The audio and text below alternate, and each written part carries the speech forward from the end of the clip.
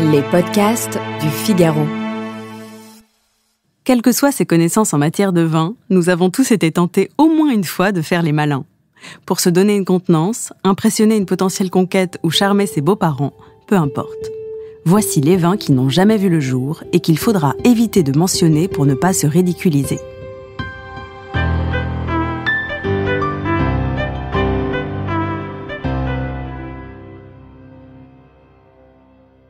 Conditions climatiques défavorables, récolte insuffisante, année pas si exceptionnelle, les raisons pour lesquelles certains domaines décident de ne pas produire de vin sur certains millésimes sont légion.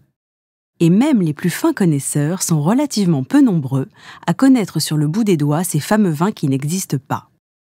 Dans un élan de générosité, et pour vous dispenser d'une fâcheuse humiliation publique, je vais passer en revue certaines années clés à ne surtout pas mentionner. Commençons par Pétrus, icône de Pomerol qui reste le candidat idéal des tentatives d'Esbrouf. Sachez donc, chers auditeurs, qu'il ne faudra au grand jamais prétendre avoir bu un 56, un 65 ou encore un 91, 3 années où le niveau de qualité des raisins n'a hélas pas été atteint, entraînant ce fameux trou dans la raquette. Venons-en ensuite au château d'Yquem, star du Sauternais, avec un nombre d'occurrences beaucoup plus important que je vous invite à noter.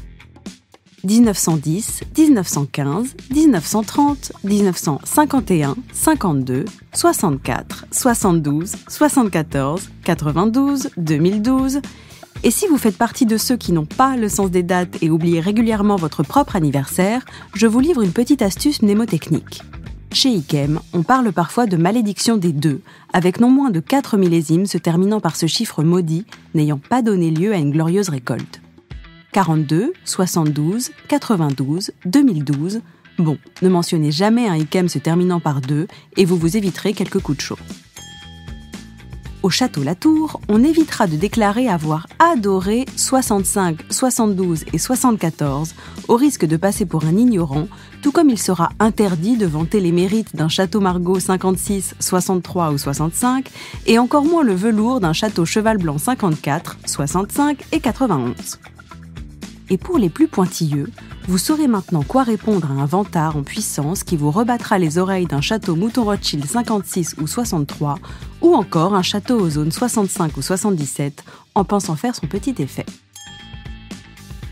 Du côté de la Champagne, ne vous lancez jamais sur la piste glissante de la maison Salon, connue pour ne produire son unique cuvée que lors des années jugées exceptionnelles, et donc pas des masses depuis 1920.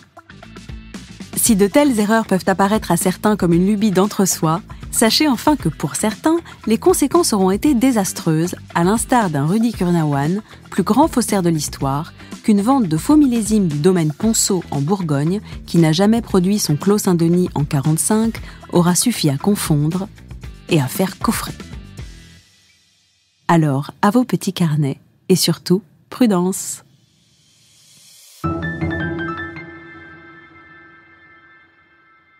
Merci d'avoir écouté ce podcast. Je suis Alicia Doré, journaliste vin. Vous pouvez retrouver Parlons Vin sur Figaro Radio, le site du Figaro et toutes les plateformes d'écoute. Si vous avez aimé cet épisode, n'hésitez pas à vous abonner et à donner votre avis. À bientôt.